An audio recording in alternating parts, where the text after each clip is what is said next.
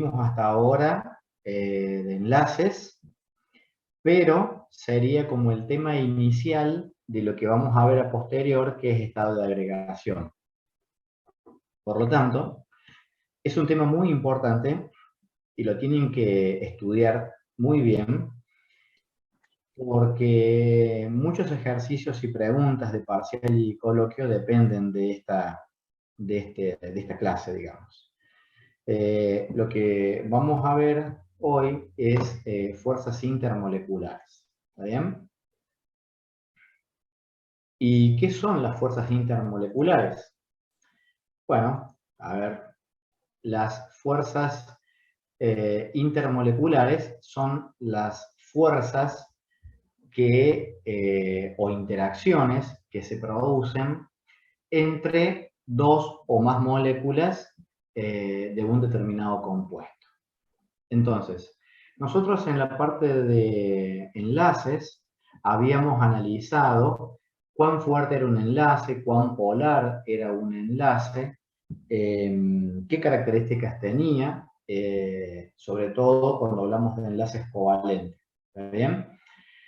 A todo eso nosotros lo vamos a compilar dentro de lo que denominamos fuerzas intramoleculares. Es decir, cuando analizamos la estructura de Lewis o una molécula en particular a través de sus enlaces, lo que estamos analizando son las fuerzas intramoleculares, es decir, las fuerzas que se dan dentro de la molécula y justamente son los distintos enlaces que podemos tener.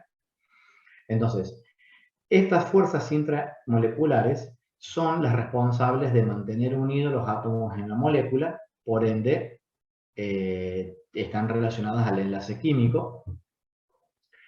Implica compartir o ceder electrones.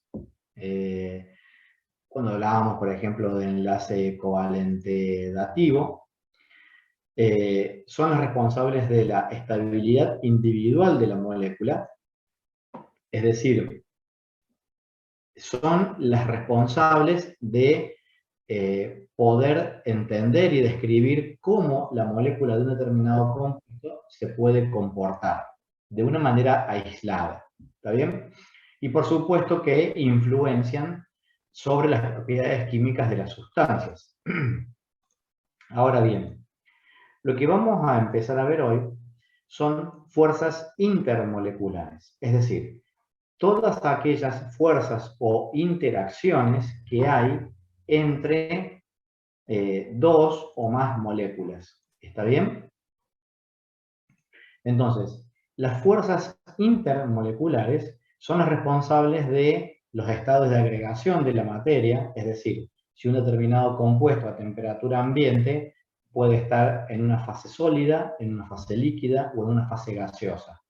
Y dependiendo de esa interacción entre moléculas, van a depender sus propiedades físico-químicas. Es decir, si un compuesto a temperatura ambiente es sólido, la interacción entre moléculas, es decir, las fuerzas intermoleculares, van a ser fuerzas fuertes. Si es un líquido, van a ser medianamente fuertes, y si ese compuesto es considerado un gas a temperatura ambiente, quiere decir que prácticamente no hay interacción entre las moléculas, y es por eso que en esas condiciones ese compuesto es un gas. ¿Bien?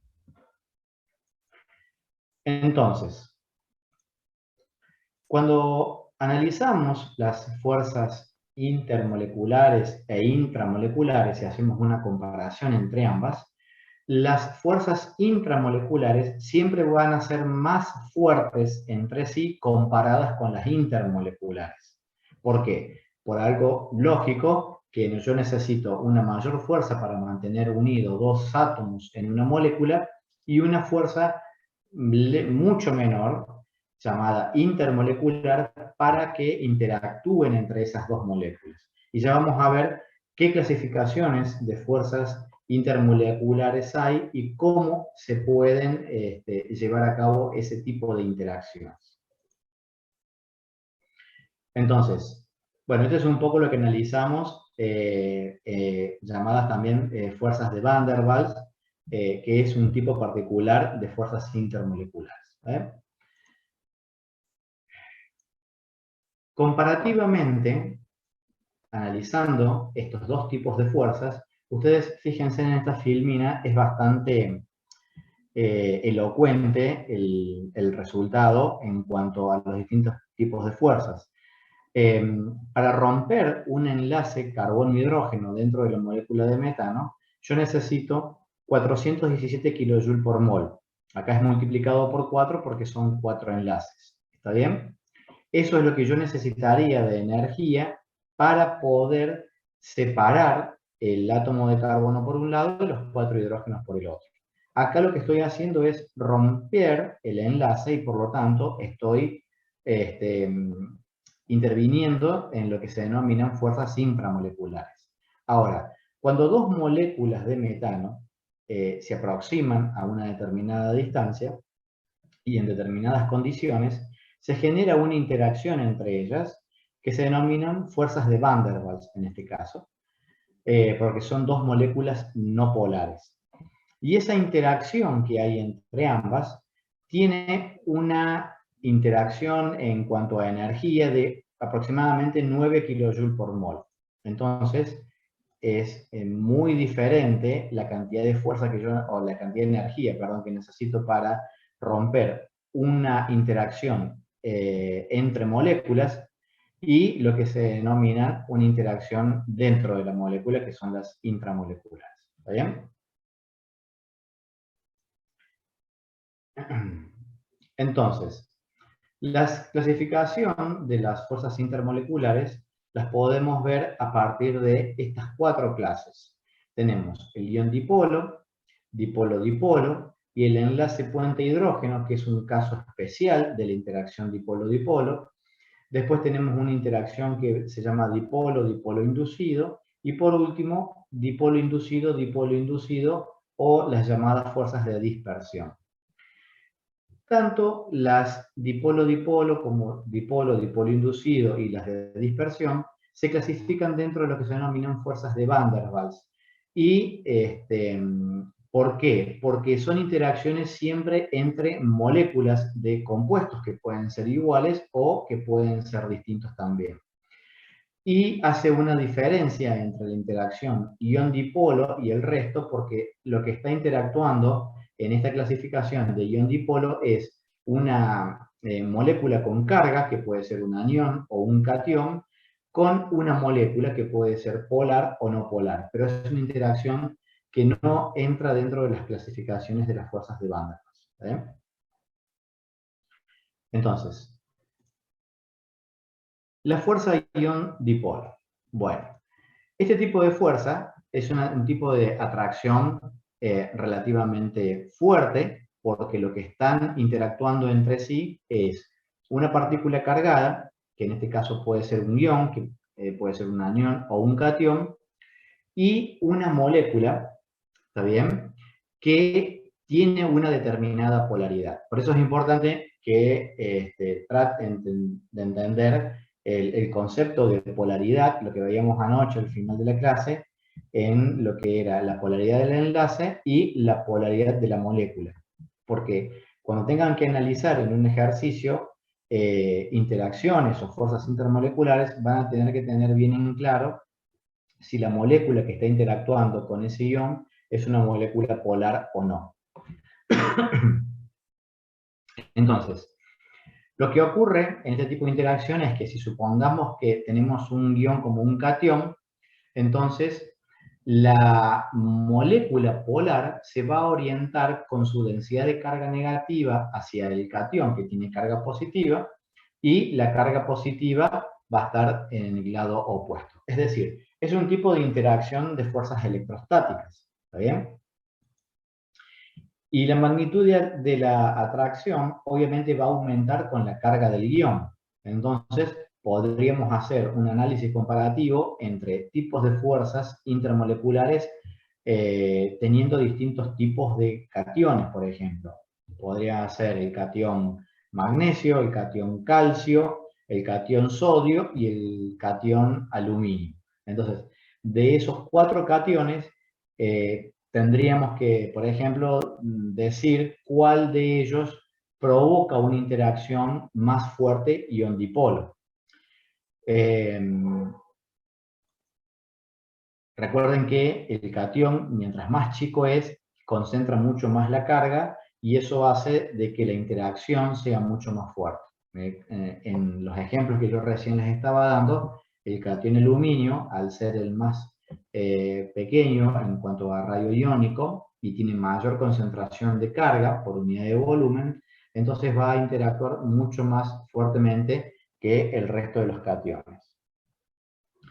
Este tipo de interacción también sirve para explicar los procesos de solubilidad de compuestos iónicos en solventes polares. Por ejemplo, disolver cloruro de sodio en agua.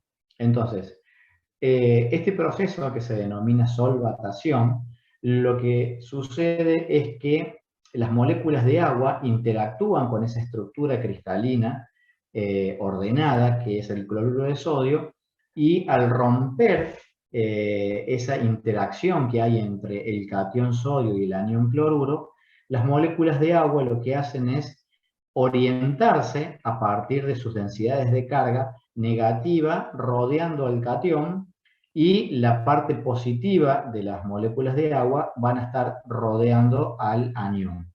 De esa forma, se puede explicar el proceso de solubilidad de un compuesto iónico en un solvente polar.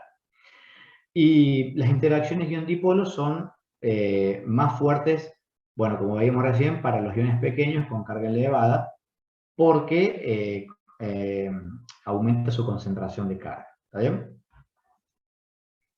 Matemáticamente, ¿cómo se puede escribir? Bueno, esa fuerza intermolecular va a ser proporcional a la carga del ion por el momento dipolar dividido la distancia al cuadrado.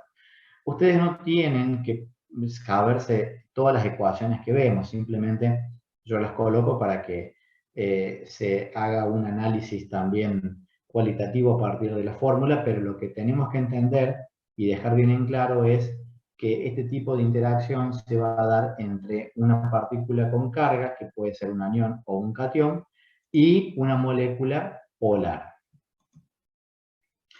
También las sustancias iónicas se disuelven en solventes polares porque, como veíamos recién, la interacción que hay entre esas especies y la molécula es muy fuerte. Acá vemos otro ejemplo del proceso de solvatación, cómo se rompe esa estructura cristalina y los aniones de esa sal se rodean con las partes positivas del agua y los cationes con las partes negativas. ¿Bien? Un ion también puede inducir un dipolo en una molécula no polar. ¿Por qué? Porque como tiene la capacidad de concentración de carga, puede hacer que una molécula que es no polar desde el punto de vista de sus enlaces, distorsionar y generar una especie de dipolo de una forma, digamos, más brusca, y este tipo de interacción obviamente va a ser más débil que si la molécula fuese una molécula polar.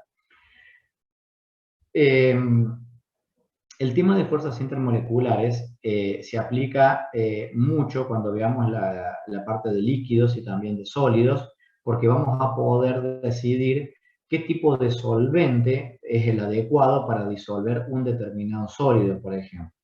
¿Está bien?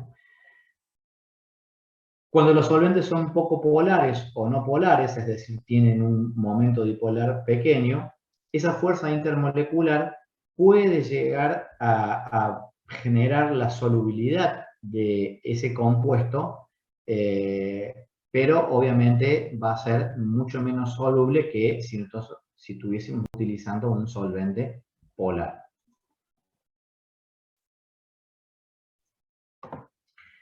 Bien. Eso sería respecto a lo que hablábamos de interacción ion-dipolo. La interacción dipolo-dipolo.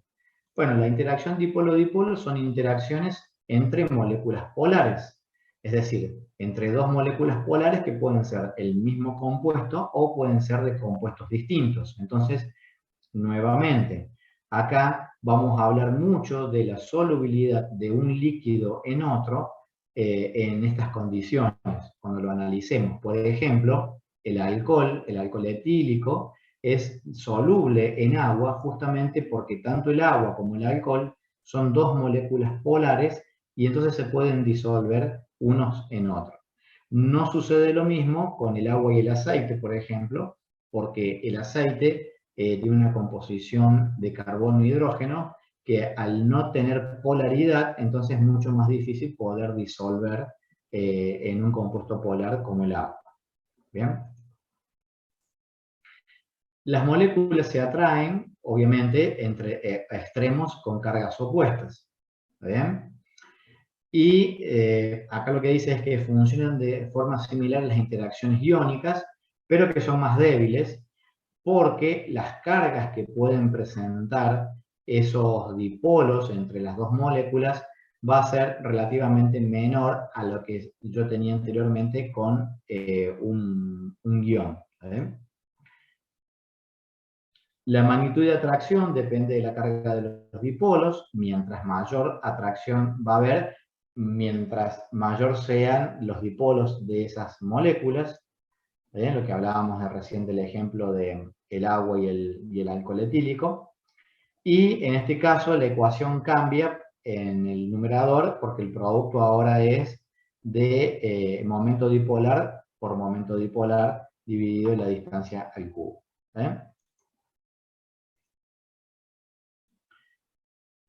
Bueno, este tipo de interacciones se dan mucho en los líquidos. Ustedes acá están viendo moléculas de un líquido que se van reordenando y se van orientando en función de sus dipolos de manera opuesta y que va a haber fuerzas de atracción y fuerzas de repulsión. Eso se da permanentemente en la interacción de un líquido entre sus moléculas porque de a momentos las moléculas están con una determinada orientación y si justo se encuentran dos partes con cargas iguales, se van a repeler, y si se encuentran dos partes de las moléculas con cargas opuestas, se van a atraer.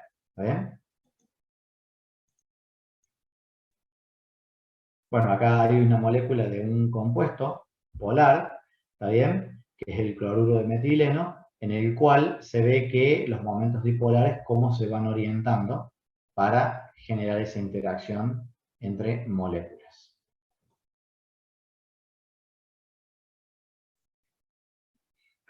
A partir de las fuerzas intermoleculares, nosotros podemos también predecir el punto de ebullición de un compuesto, en el sentido de que podemos decir entre una serie de compuestos cuál puede ser el de mayor o el de menor punto de ebullición sin saber el valor numérico, ¿no? Y eso se debe al análisis de las estructuras de Lewis. Entonces, yo acá tengo dos moléculas, ¿está bien? Una que se denomina paradiclorobenceno y la otra ortoclorobenceno. Entonces, ¿cuáles son las moléculas? Bueno, esta es una molécula orgánica, en donde lo que se ve acá es un anillo bencénico, es el anillo del benceno, y estas orientaciones que se ven acá opuestas se denominan orientación para. Sería en el carbono 1, 2, 3, 4. Y el carbono 1 y el carbono 4 funcionan como los carbonos que alojan a esos cloros. ¿Está bien? Ese sería el paradiclorobenceno. Y cuando están en carbonos adyacentes, por ejemplo el carbono 1 y el carbono 2, entonces se denominan ortodiclorobenceno.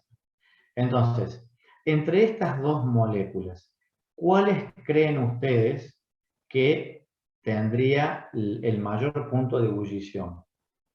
Sin buscar el dato en ningún lado. ¿Cómo podríamos analizar? La segunda puede ser, La segunda sería porque tiene la polaridad más marcada. porque tiene la polaridad más marcada. Si hacemos un análisis de fuerza, este sería el momento, digamos, polar de la molécula del paradiclorobenceno. ¿Está bien? Son cargas iguales y opuestas, con lo cual Esta molécula, la del paradiclorobenceno, tendría un momento dipolar igual a 0, sería una molécula no polar. Acá estamos viendo que el ortodiclorobenceno tiene un momento resultante, por lo tanto tiene mayor polaridad que el anterior, y eso se ve reflejado en los puntos de ebullición. ¿Está bien? Una tiene 174 grados centígrados y la otra tiene 180 grados centígrados. Entonces, fíjense en que nosotros podemos hacer el análisis cualitativo del punto de ebullición o qué compuesto puede ser más soluble en un solvente que en otro, simplemente analizando los momentos dipolares de la molécula y analizando las fuerzas intermoleculares o entendiendo el concepto de fuerza intermolecular sin necesidad de saber cuáles son los valores. Yo acá se los coloqué para que ustedes después puedan entender el por qué uno tiene un mayor punto de ebullición que otro. ¿Está bien? Bien. Hay un tipo particular de fuerzas de dipolo-dipolo que se denominan fuerzas puente-hidrógeno.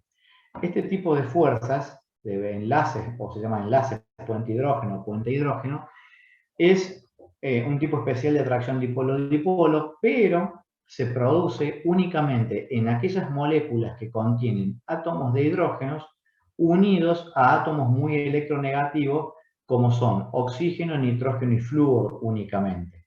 ¿Está bien? Que serían los tres elementos más electronegativos que podemos encontrar en la tabla periódica. No con cualquiera. Si, por ejemplo, tuviésemos azufre o algún otro elemento que también tiene una electronegatividad marcada, obviamente es mucho menor la interacción que hay con el átomo de hidrógeno. Entonces, solamente este tipo de interacción se da con el átomo de hidrógeno en moléculas que contienen hidrógeno con oxígeno, nitrógeno y flúor. ¿Bien? Este tipo de unión se establece entre los pares de electrones libres y el átomo de hidrógeno, ¿está bien? Y son fuerzas intermoleculares, como dice ahí, muy intensas y permanentes, más fuertes de lo que sería habitualmente o normalmente un tipo de interacción dipolo-dipolo.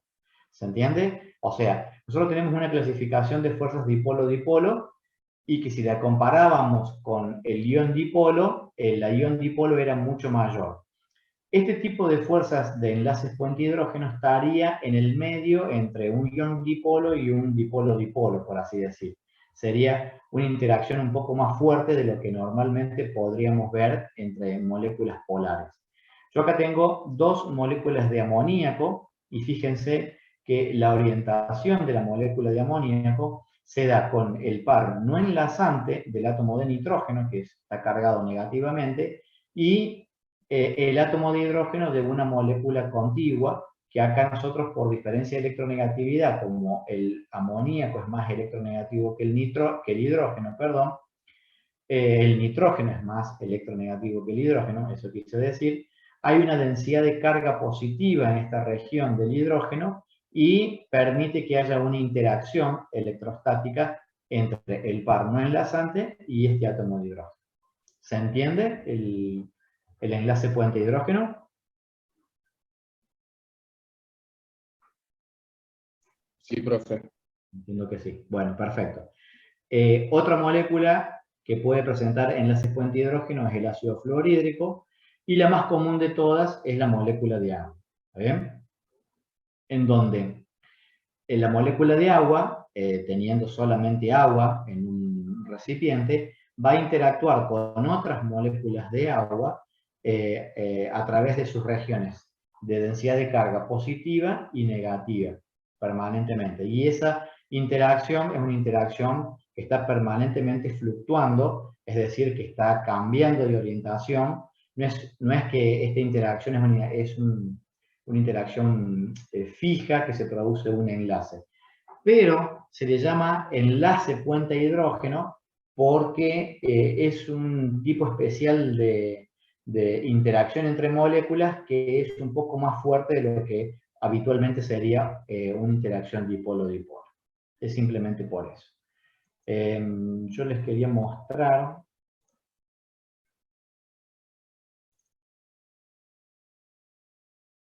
bueno, si yo acá veo la molécula veo moléculas de agua, ¿está bien? Y las puedo aproximar.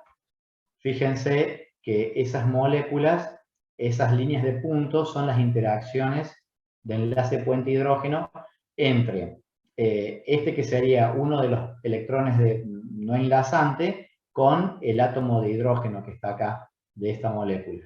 Y esa interacción entre moléculas está permanentemente en movimiento, ¿está bien? O sea, yo todo el tiempo estoy viendo que esas moléculas empiezan a mover entre sí. Entonces, ese cambio de color que se ve ahí, de ese color azul, entre azul y blanco, es los cambios de enlaces puente hidrógenos que hay entre las moléculas a medida que van cambiando su orientación, entre su orientación de dipolos. ¿Claro? Sí, profe. Bien.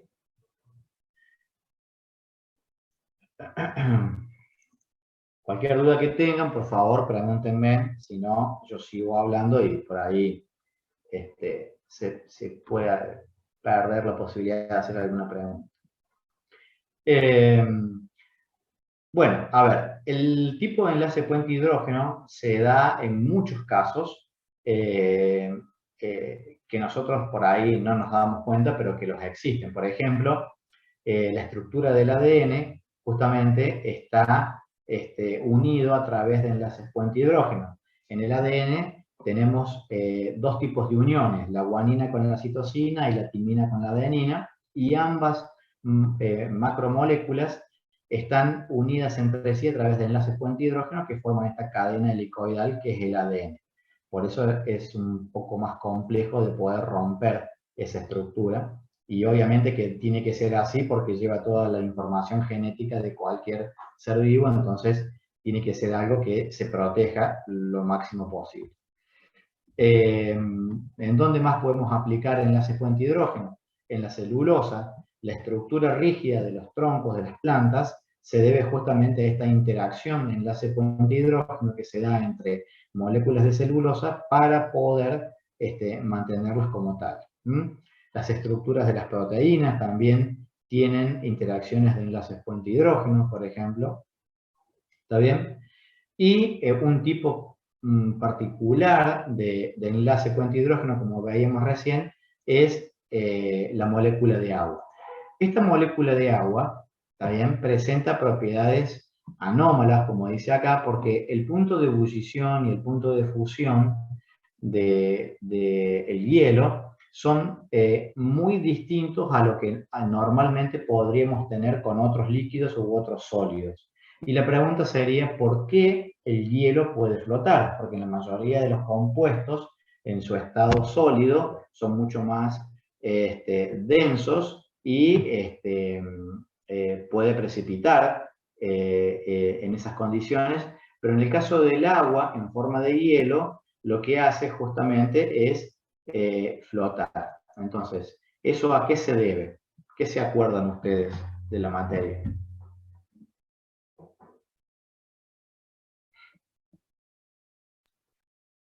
La estructura cristalina del hielo Sí.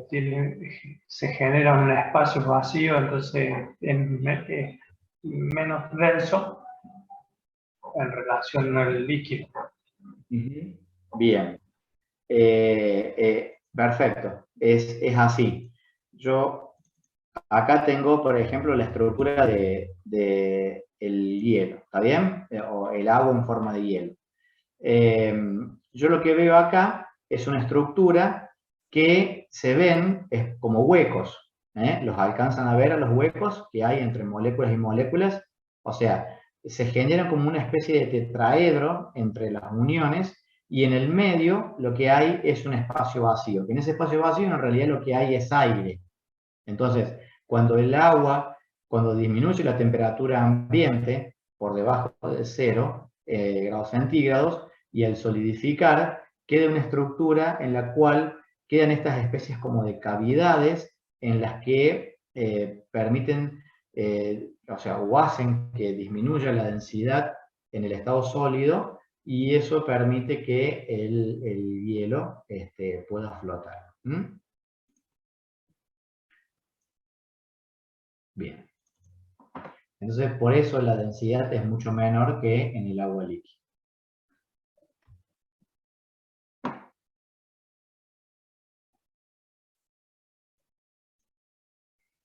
Entonces, en la estructura del agua sólida lo que se forma es una especie de tetraedro, ordenándose las estructuras entre los distintos, o las distintas cargas, y este reordenamiento tetraédrico permite generar esos huecos que entre tetraedros y tetraedros va generando esas cavidades que permiten que el hielo pueda flotar. ¿Bien?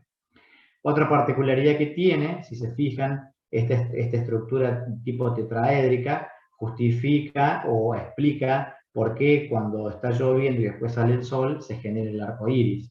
Es decir, la luz del sol refracta sobre estos tetraedros y se genera ese haz de colores que es la dispersión de la luz en el espectro visible. ¿Bien? Entonces, bueno, acá tenemos estas cavidades que veíamos recién. ¿Bien?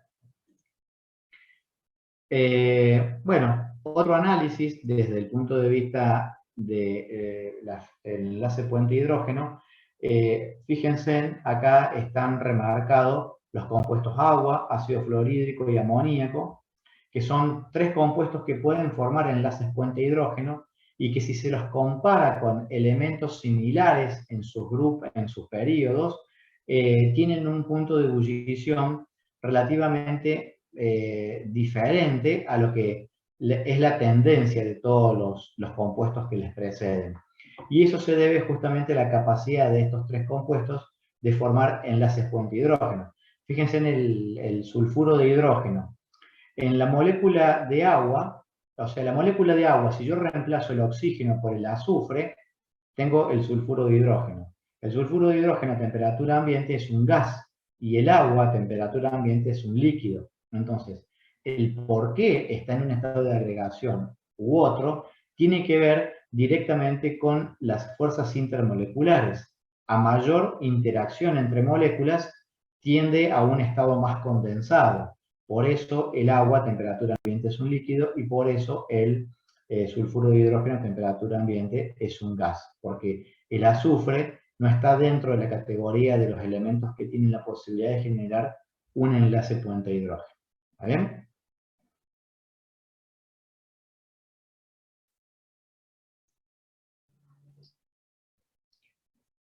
Bien, el otro tipo de fuerzas que tenemos es dipolo-dipolo inducido.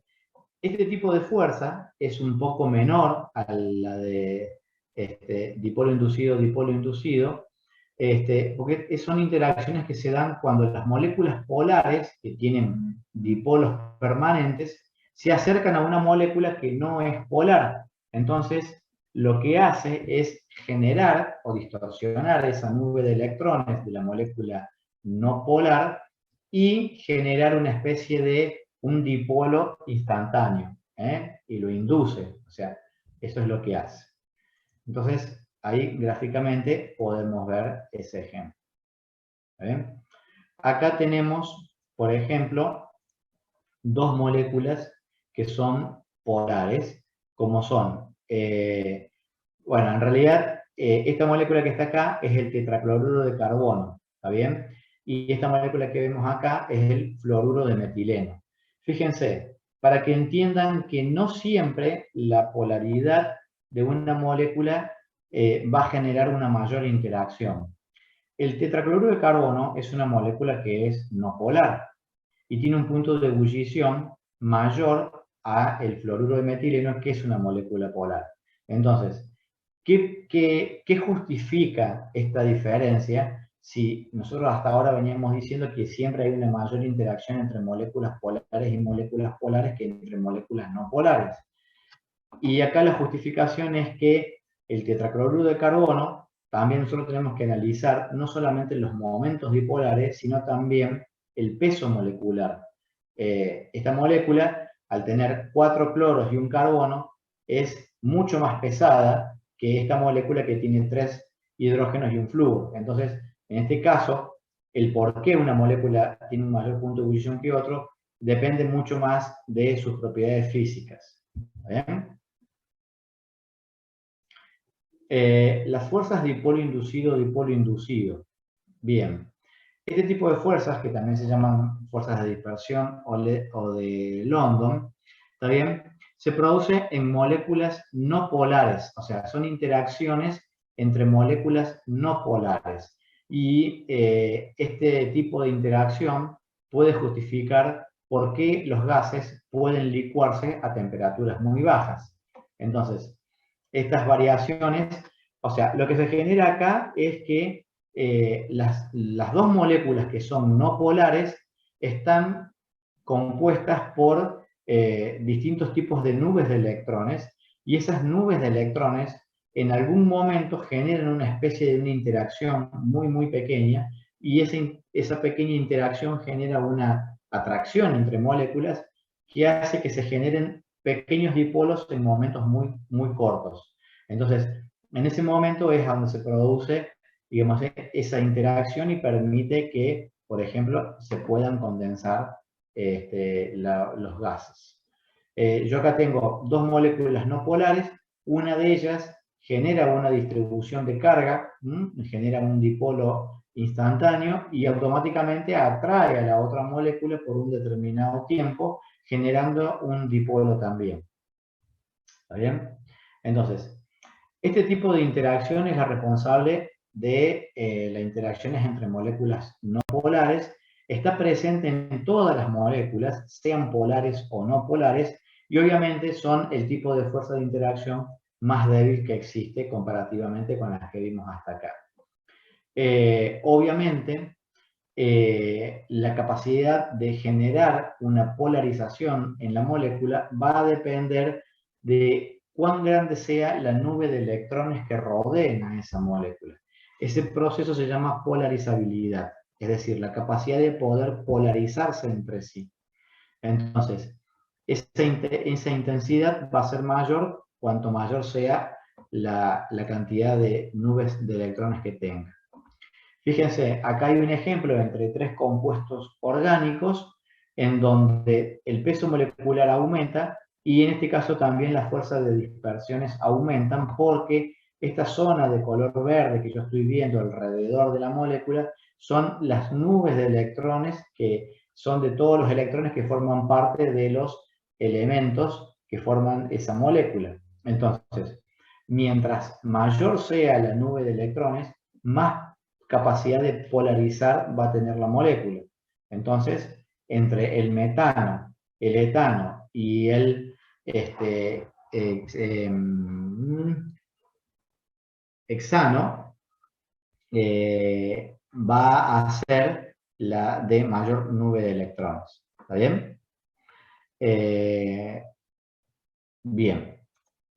Entonces, acá tenemos un cuadro comparativo entre los puntos de ebullición, que depende también de su peso molecular. Bien, y acá tenemos una comparación entre dos moléculas que son isómeros, es decir, tienen la misma cantidad de átomos de carbono y hidrógeno entre sí. Una es la N-pentano y la otra es la dimetilpropano. Entonces, entre el N-pentano y el dimetilpropano, ¿cuál creen ustedes que va a tener mayor interacciones entre sí?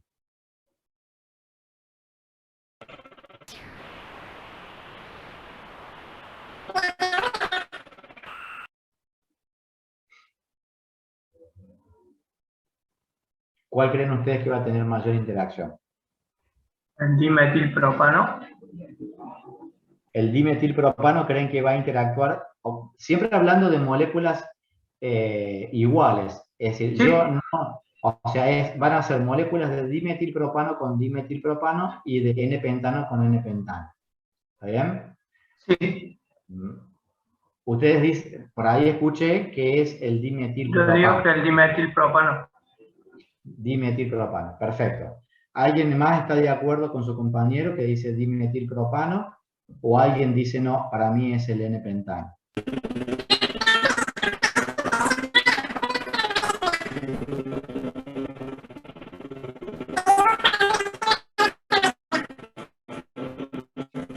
Bien, a ver.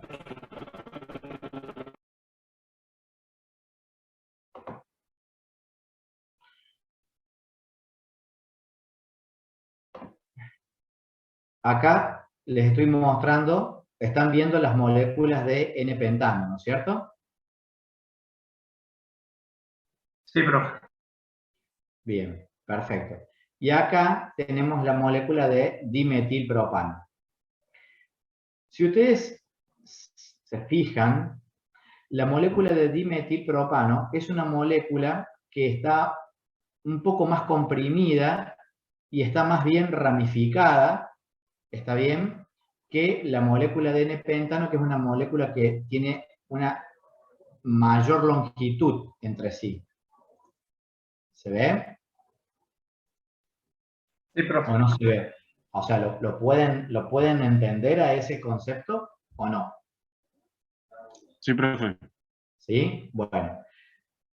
A ver, las moléculas de N-pentano, al ser más lineales, tienen una mayor superficie con la cual puede interactuar una molécula con otra de N-pentano con N-pentano. Por lo tanto, en realidad, la mayor interacción que va a haber va a ser entre moléculas de N-pentano, no entre dimetilpropano.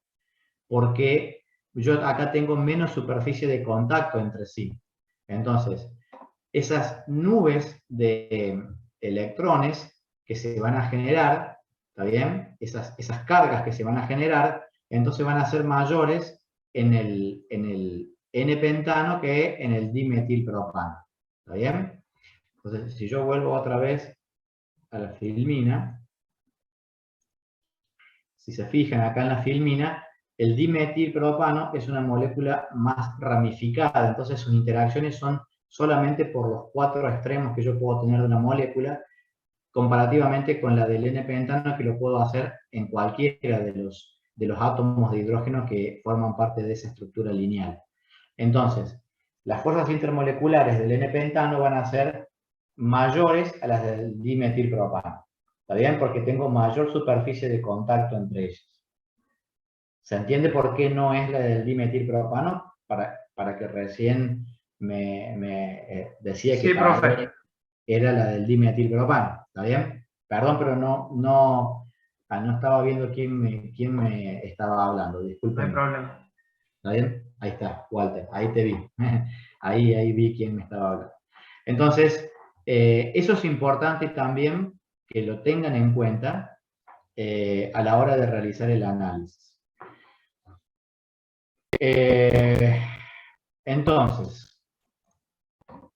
Entonces, las fuerzas intermoleculares, a modo de resumen, no son excluyentes entre sí. ¿Esto qué quiere decir? Que si entre dos moléculas tengo una interacción dipolo-dipolo, también puedo tener otro tipo de interacción. Obviamente, entre dos moléculas polares no puedo tener en cuenta que hay una interacción también guión-dipolo porque no hay un guión. Pero sí, en una interacción entre dipolo-dipolo puede existir también la dipolo-dipolo inducido y las fuerzas de dispersión en la misma interacción entre moléculas. Por eso dice que no son excluyentes entre sí. ¿Bien? A eso iba con esa descripción. Entonces, obviamente, haciendo un análisis comparativo entre energías, la fuerza de atracción de ion dipolo es mucho mayor a el otro tipo de atracciones, y esto también lo estoy analizando con respecto a un enlace para que vean que las fuerzas intramoleculares, ¿está bien?, son siempre mucho más fuertes que las intermoleculares. ¿Claro? Bueno, y acá tenemos una especie de diagrama de resumen de los tipos de interacciones que hay. Bien. Bueno, ¿alguna duda hasta acá de lo que son fuerzas intermoleculares? Que quieran que volvamos a repasar. Insisto, este tema es un tema muy importante porque permite entender no solamente la parte de enlaces que vimos hasta recién, sino también todo lo que vamos a ver con estados de agregación también. ¿Bien? Bien, profe. ¿Estamos hasta acá?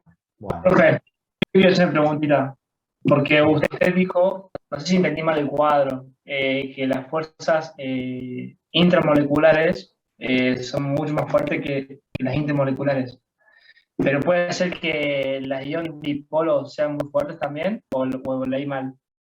No, a ver, voy a volver sobre la filmina.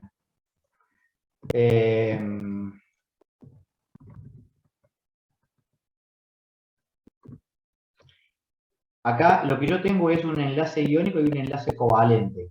En este tipo de fuerzas, tanto en el enlace iónico y en el covalente, estoy analizando fuerzas intramoleculares. ¿Está bien? Porque son el enlace. Y después tengo el puente hidrógeno, el dipolo-dipolo y la dispersión. La ion-dipolo estaría en el medio, acá entre el enlace covalente y la de puente hidrógeno. ¿Se entiende? O sea, sería un ion dipolo sería un poco más fuerte que un enlace puente hidrógeno, que es una de dipolo-dipolo normal, pero sería mucho más débil que un enlace. Siempre las fuerzas intermoleculares van a ser más débiles que las intramoleculares. ¿Está claro? Profe, Sí. ¿ahora se me escucha bien? Sí, ahora sí. Digamos, para estudiarlo, tendríamos que, no sé, no importa tanto lo numérico, sino que en sí saber cuáles son más fuertes que otras y por qué. Sí, yo no soy partidario que ustedes estudien números de memoria porque no tiene ningún sentido.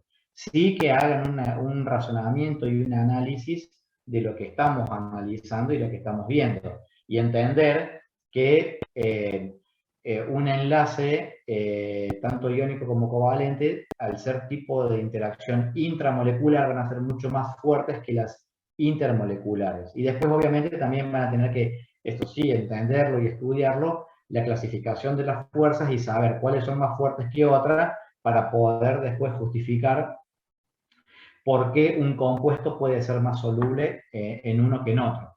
¿Me explico? Pero siempre analizándolo desde el punto de vista más teórico y cualitativo y no tan numérico, ni tampoco me interesa que sepan tantas fórmulas. Porque al fin y al cabo lo que me interesa es que ustedes entiendan el tema. Nada más que eso. Profe, ¿y analizar el peso molecular también? Y analizar el peso molecular también, pero en este caso uno también no sería, digamos,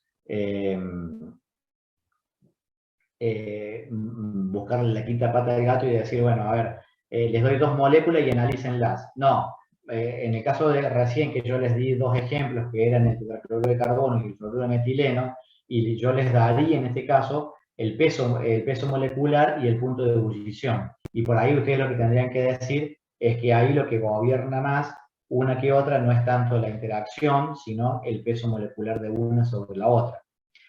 O sea, uno también, cuando son esos tipos de análisis que son ya demasiado rebuscados, uno les va a proveer información para que puedan analizarla y utilizar, digamos, todo su contenido teórico para poder explicarlo y justificarlo. ¿Está bien? Sí, ¿Se profe, entiende la gracias. diferencia? Sí, sí. ¿Sí? Bien. Bien.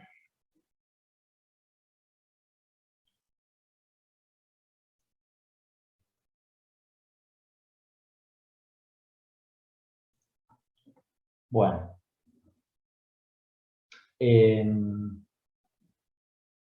Vamos a ver gases ahora dentro de la unidad 4, que es estado de agregación.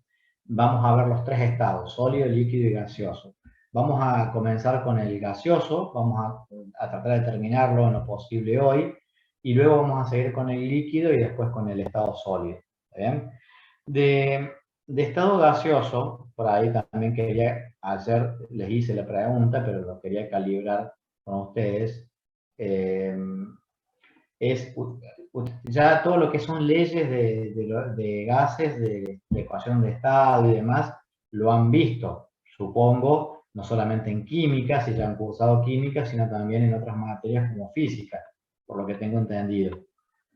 Bien, es un tema, digamos, homogéneo entre estas materias, con lo cual no tiene demasiado interés enfocarse tanto en las leyes, porque ya las han visto, y tiene más una aplicación práctica que teórica. Vamos a ver si algunas cuestiones puntuales del estado gaseoso que son importantes y que me interesa que ustedes las sepan.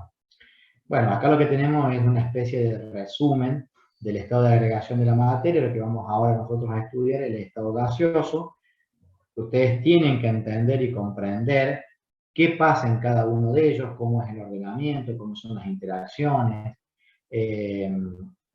digamos, qué características tienen unos respecto a otras. Por ejemplo, los gases tienen la característica de que son expansibles y compresibles, que no lo tienen ni los sólidos ni los líquidos, ¿está bien? Que tienen una mayor movilidad entre moléculas, que obviamente eso ya lo han visto también. Después, bueno, los cambios de estado, cómo se puede pasar de un estado a otro, también ya esto lo habrán analizado. Los equilibrios, bueno, acá estamos viendo equilibrios físicos, un equilibrio químico, pero los distintos equilibrios que hay entre los distintos cambios de estado me permiten a mí analizar el cuadro que yo veía anteriormente. Esta doble flecha lo que me está indicando es justamente que es una condición de equilibrio, que en un determinado punto, analizando las variables de presión y temperatura, coexisten las dos fases. Ahí estamos hablando de una condición de equilibrio. Este sería un diagrama de calentamiento, o sea, de una variación de temperatura respecto al tiempo, de pasar del estado sólido al estado vapor, y cuáles serían las condiciones de equilibrio. Estas zonas donde se hace una meseta serían las condiciones de equilibrio de los dos estados. ¿Bien? Después, algunas características del estado gaseoso que ocupan todo el volumen de recipiente que lo contiene, que tienen la capacidad que se pueden comprimir o que se pueden expandir, tienen bajas densidades, comparándola con los sólidos y con los líquidos, y hay una característica que es importante y que es distintiva del estado gaseoso, que es la difusión, es decir, el proceso de mezcla entre dos gases se llama un proceso de difusión, en el cual se produce una mezcla homogénea. Otra cosa a tener en cuenta es cuando hablamos de gas,